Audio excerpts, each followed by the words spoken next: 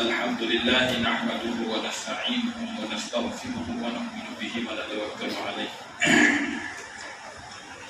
ونعوذ بالله من شرور أنفسنا ومن سيئات أعمالنا من يهده الله فلا مضل له ومن يضلل فلا هادي له ونشهد أن لا إله إلا الله ونشهد أن محمدا عبده ورسوله أما بعد قال الله تبارك وتعالى في كلامه المجيد أعوذ بالله من الشيطان الرجيم بسم الله الرحمن الرحيم إنا نحن نزلنا الذكر وإنا له لحافظون وقال في موضع آخر إن هذا القرآن يهدي للتي هي أقوم وقال النبي صلى الله عليه وسلم خيركم من تعلم القرآن وعلمه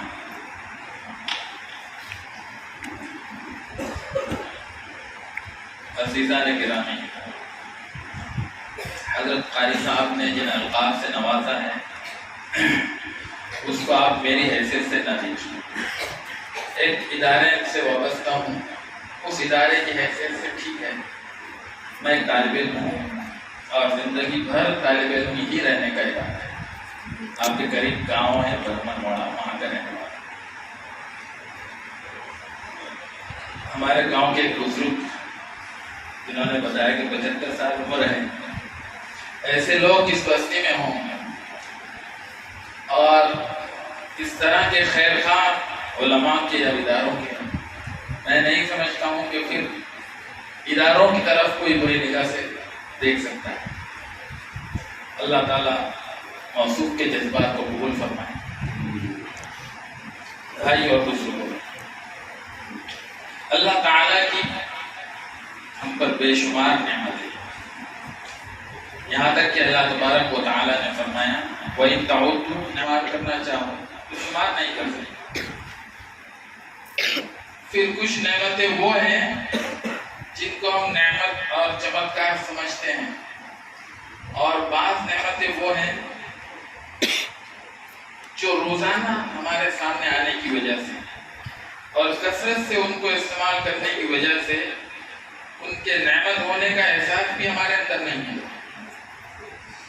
مثال کے طور پر خبر چھپی کہ فلاں عورت نے ایک ساتھ 4 بچے جنے، لوگ کہتے ہیں کتنا بڑا چمتکار ہے، کتنی بڑے اچنبے کی بات ہے۔ میرے بھائیوں اور بزرگوں، ہمارا پیدل چلنا، ہاتھ اٹھانا، ہمارا بولنا، ہمارا سوچنا، ہمارا سانس لینا، بلکہ ہماری ہر نقل و حرکت اس سے عظیم ترین نعمت ہے۔ لیکن ہم کو نعمت ہونے کا احساس اس لیے نہیں ہے کیونکہ وہ ہم روزانہ کرتے ہیں، روزانہ ہمارے سامنے سے گزرتا ہے۔ ایک آدمی ایک پیر اٹھاتا ہے پھر دوسرا اٹھاتا ہے، یہ اللہ تعالیٰ کی بہت بڑی نعمت ہے۔ آپ ان سے پوچھیے جو اس پر قادر نہیں ہے۔ پھر بعض نعمتیں وہ ہیں جو ظاہری ہیں اور مادی ہیں، اور بعض نعمتیں روحانی ہیں۔ ہر چیز کا ایک جسم ہوتا ہے، ہر چیز کی ایک روح ہوتی ہے۔ تو ہم اللہ تعالیٰ کی جسمانی نعمتوں کو بھی استعمال کرتے ہیں اور روحانی نعمتوں کو بھی استعمال کرتے ہیں۔ ان نعمتوں میں سب سے بڑی نعمت ہے ایمان، جس کی محنت کرتے ہیں۔ ایک آدمی جس نے زندگی بھر ناز و نعمت میں گزارا، آرام میں گزارا، خوشحالی میں گزارا، لیکن ایمان سے معروف رہا، قیامت کے دن جب جہنم میں ڈالا جائے گا تو دنیا کی ساری ناز و نعمت مل جائے گی۔ کرسی بھی نہیں دینے کا بولے انہوں نے۔ اور ایک شخص بس مولانا جس نے پوری زندگی قسم کرسی میں گزاری، زب و حالی میں گزاری، بے یاری میں گزاری، تندرستی میں بدحالی میں گزاری، لیکن ایمان ساتھ لے کر، تو قیامت کے دن جب اللہ تعالیٰ جنت میں اس کو ڈالیں گے اور جنت کا ایک جھونکا وہ محسوس کرے گا، دنیا کی ساری تکالیف کو بھول جائے گا۔ تو سب سے بڑی اللہ تبارک و تعالیٰ کی نعمت ہے ایمان۔ اللہ تبارک و تعالیٰ کی دوسری سب سے بڑی نعمت ہم پر ہے، نبی کریم صلی اللہ علیہ وسلم کی ذات اور نبی کریم صلی اللہ علیہ وسلم کے ذریعے اور ان کے واسطے سے ہم تک پہنچی ہوئی ہدایت قرآن. ایمان کے بعد اگر دوسرے نمبر پر کوئی نعمت ہے تو نبی کریم صلی اللہ علیہ وسلم کی ذات اور وہ پیغام ہے جس کو ہم قرآن کہتے ہیں، جو اللہ تعالیٰ نے انسانوں کی طرف بھیجا ہے. دوستو اور بزرگو، نبی کریم صلی اللہ علیہ وسلم نے اس قرآن کریم کی ہدایت کو فرمایا کہ اللہ تعالیٰ نے اس قرآن کے ذریعے جو ہدایت اس امت کے لیے بھیجی ہے اس کی مثال ایک چکی کی طرح ہے. اب نبی کریم صلی اللہ علیہ وسلم نے اس ہدایت قرآن کو چکی سے کیوں تشبیہ دی؟ شارحین فرماتے ہیں کہ اس کی دو وجہ ہیں. ایک وجہ تو یہ ہے چکی ہماری الیکٹرانک نہیں ہے. چکی جو پرانے زمانے میں ہمارے گھر کی عورتیں پتھر کے دو پارٹ چلاتی تھی وہ چکی. جب عورت چکی گھماتی ہے تو دانے پیس پیس کر اس کا آٹا اور اس کا پسا ہوا برالا چاروں طرف گرتا ہے، کسی ایک جانب نہیں گرتا ہے. جب وہ گھومتا ہے پارٹ اوپر کا تو پس کر چاروں طرف اس کا آٹا نیچے گرتا ہے. بالکل اسی طرح اللہ تبارک و تعالیٰ نے اس قرآن کی ہدایت کو بھیجا ہے کہ یہ قرآنی ہدایت پوری انسانی زندگی اور زندگی کے تمام شعبوں پر پھیلی ہوئی ہے.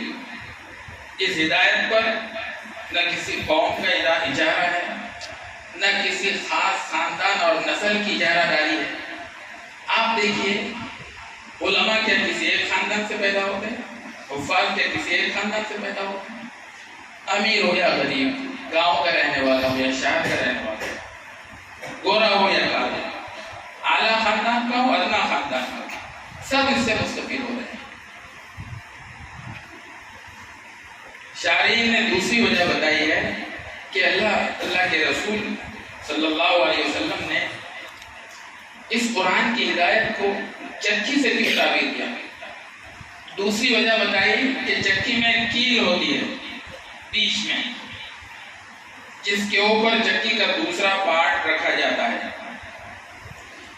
جب وہ عورت اس کو چلاتی ہے، چکی چلانے والا اس کو گھماتا ہے تو اس کے ان دو پارٹوں کے نیچے جتنے دانے ہیں سب پس جاتے ہیں، لیکن کچھ دانے ہیں جو محفوظ رہتے ہیں.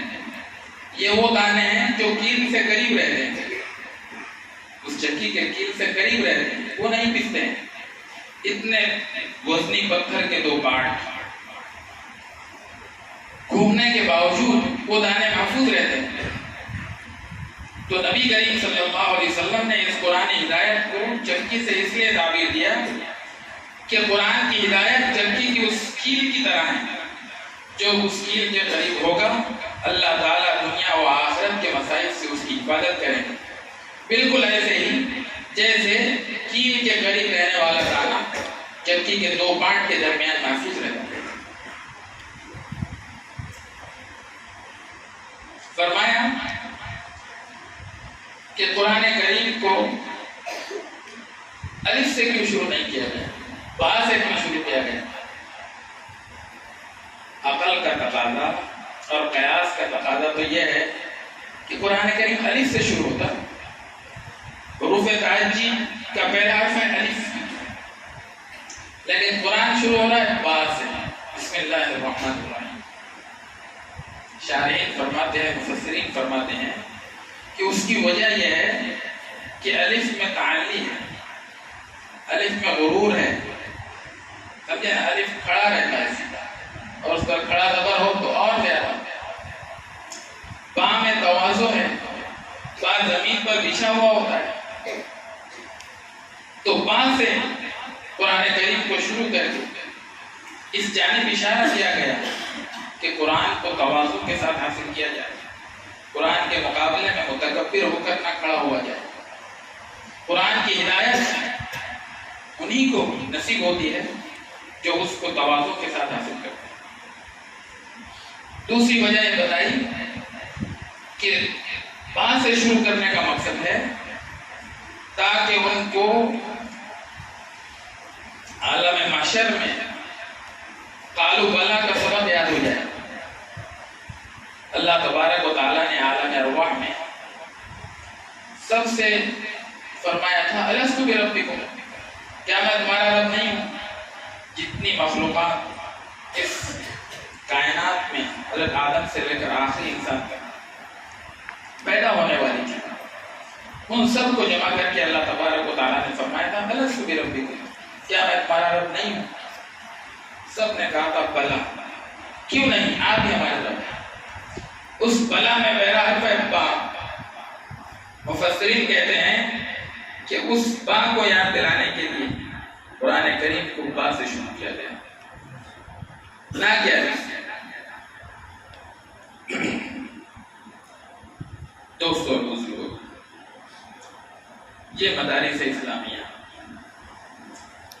دین کے قلعے ہیں، اور ہم لوگوں کو اور خاص طور پر ہندوستان اور اس بر صغیر پڑوسی ممالک میں رہنے والے لوگوں کو اس کو قدر کی نگاہ سے دیکھنا چاہیے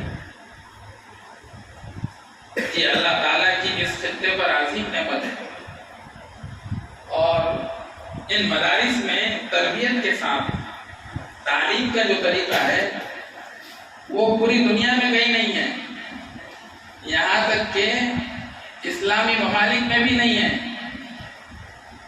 یہاں تک کہ وہ ممالک جو اسلامی ہیں، 57 ممالک اسلامی ہیں، وہاں بھی تعلیم کے ساتھ تربیت کا نظام نہیں ہے۔ ہمارے ہندوستان کے بہت بڑے عالم ہیں مولانا سلمان صاحب منصور پوری، دامت برکاتہ العالیہ، دارالدیوبند کے استاد ہیں۔ ایک مرتبہ فرما رہے تھے کہ ایک تنظیم ہے جمعیت الشباب المسلمین، ورلڈ لیول کی، اس میں پوری دنیا کے علماء کو جمع کیا جاتا ہے اور جمع کر کے علم کے تعلق سے بحث کی جاتی ہے، بہت بڑی تنظیم ہے۔ تو کہنے لگے میں ملیشیا میں اس تنظیم میں شرکت کے لیے گیا، تو پروگرام ہونے کے بعد جب ہم کھانے کے ہال میں جا رہے تھے تو دیکھا کہ خاتون بھی موجود ہیں کھانے کے ہال میں، اور اسکرٹ پہنی ہوئی ہے نیند برہنہ۔ وہ خاتون اسکرٹ علماء کی مجلس ہے، جمعیت الشباب المسلمین، یعنی مسلم پوری دنیا کے بڑے بڑے علماء کی وہ تنظیم ہے، اور کھانے کے ہال میں برہنہ عورت اسکرٹ پہنی ہوئی ہے۔ تو ہندوستانی علماء نے کہا کہ بھائی یہ عورت کیا کر رہی ہے علماء کے درمیان؟ تو لوگوں نے کہا کہ یہ عورت مصر کی فلاں یونیورسٹی کی شعبہ حدیث کی استاد ہے، مصر کی شعبہ حدیث کی استاد، یعنی حدیث شریف پڑھاتی ہے۔ وہ کیا فرق ہے؟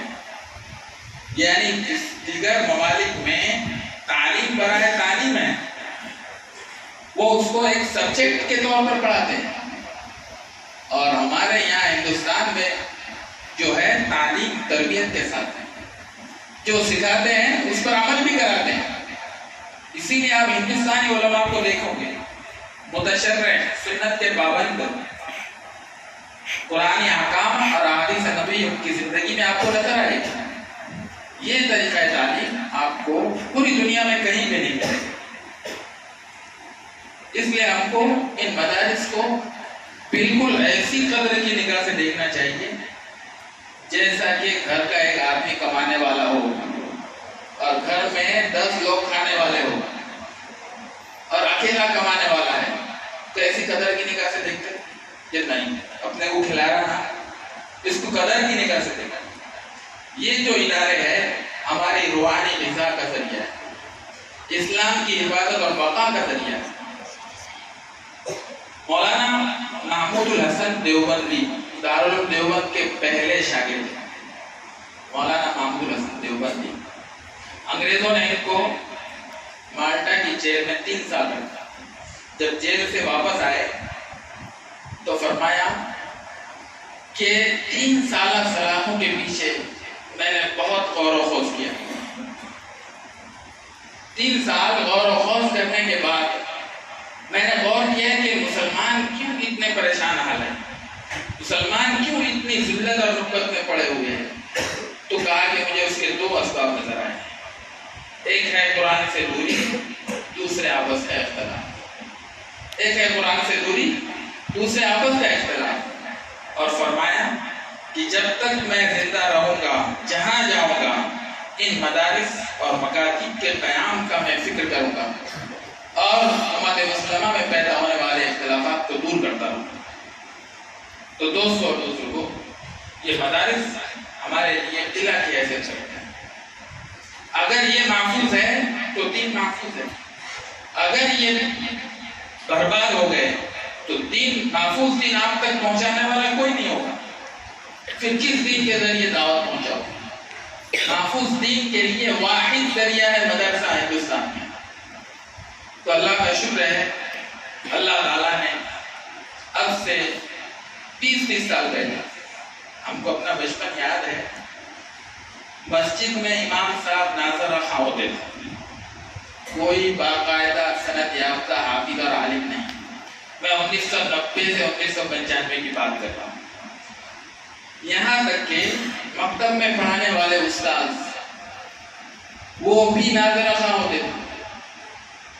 اللہ کا شکر ہے کہ اللہ تعالیٰ نے ہمارے علاقے میں ہمارے صاحب جیسے لوگوں کو، ان کے والد کو کھڑا کیا. انہوں نے اتنے قد میں چھوٹا لیکن قیمت میں بہتر ادارہ قائم فرمایا اور اس کمی کو پوری کر رہے ہیں. ہمارے ایک محسن ہیں، تو مجھے خط لکھا کرتے تھے کہ بیٹے ہم نے آپ کو وہاں آرام کرنے کے لیے نہیں بھیجا ہے، پڑھنے کے لیے ہم نے آپ کو اس لیے بھیجا ہے کہ جو جہالت کا اندھیرا ہم دیکھ رہے ہیں، آپ اس جہالت کے اندھیرے میں روشنی پیدا کریں، اس لیے ہم نے آپ کو بھیجا ہے. اللہ کا شکر ہے کہ یہ ادارے پھولتے پڑھتے رہے. دعا کروں کہ حضرت صاحب نے، حضرت قاری صاحب نے ذرا نوازی کی، مدعو کیا، آپ کے ہم شکر گزار ہیں.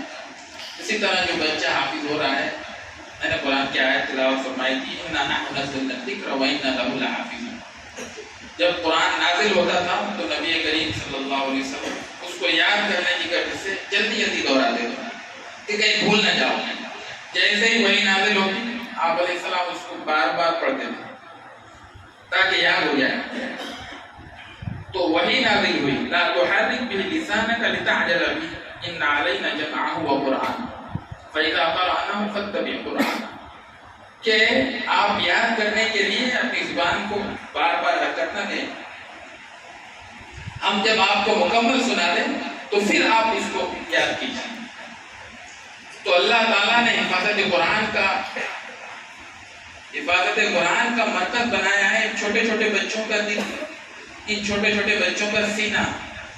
وہ بچہ جس کو آدمی 50 روپے یا 100 روپے جن کے پاس رکھنا مناسب نہیں سمجھتا ہے کہ بھائی کھو دے گا، ضائع کر دے گا، لاکھوں روپے کی بات تو دور ہے، ہم 500 روپے ان کے پاس نہیں دیتے ہیں تو بھائی یہ تو ضائع کر دے گا. ایسے بچوں کے سینوں کو اللہ تعالیٰ نے اپنے قرآن کی حفاظت کا ذریعہ بنایا. اللہ تبارک و تعالیٰ ان کو قبول فرمائے، ان کے والدین اور ان کے خاندان کو قبول فرمائے، ان کے اساتذہ، اس ادارے، اس کے معلمین سب کو قبول فرمائے اور مزید ترقیات سے مالا مال فرمائے. وآخر دعوانا